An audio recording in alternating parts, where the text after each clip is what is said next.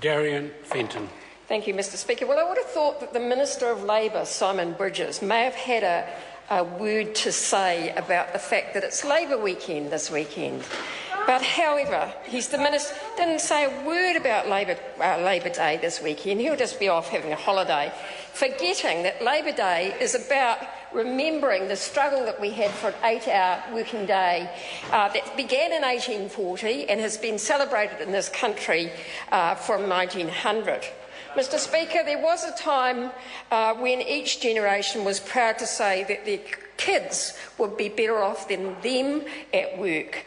And we all worked hard. We've all worked hard to ensure the rights won by our forebears haven't been lost. But I can't say that today.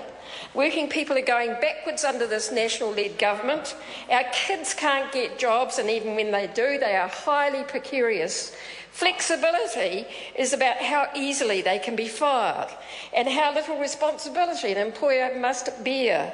Competitive and productivity is about how low the wages can be and how much can be extracted from workers in an ever-diminishing pool of hours. The 8-hour day and 40-hour week are considered a joke, and in fact they don't exist in legislation, and we have no working hours protection in New Zealand, especially not in the forestry industry. We subsidise low wages through working for families. We pay employers to take on young minimum wage workers that they can sack after 90 days, and then we blame people when they struggle to make ends meet.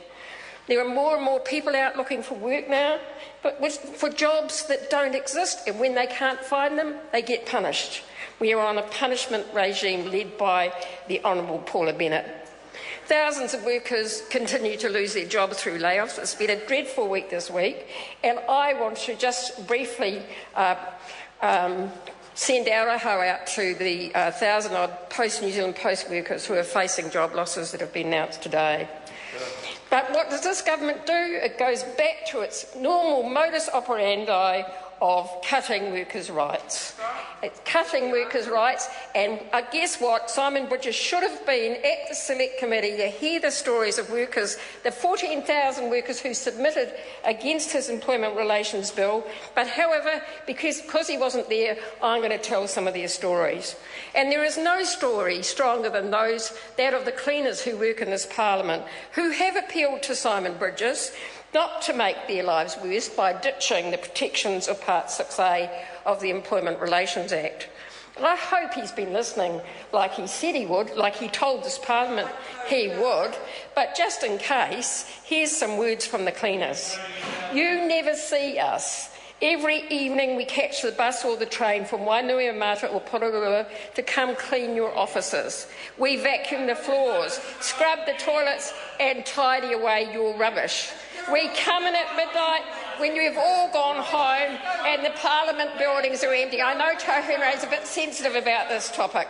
We come over to Parliament after we've worked all night cleaning the buildings on the Terrace and Lambton Quay. It's a hard job, it's a dirty job, but we don't mind being cleaners. We're proud to clean the most important house in the country. But we don't love our pay. And on top of that, as contracted workers, we face daily uncertainty at work. Spotless has the contract to clean Parliament, but they could lose it. So don't make it bad for cleaners or make it worse for cleaners. Mr Bridges, Part 6A is a fair rule.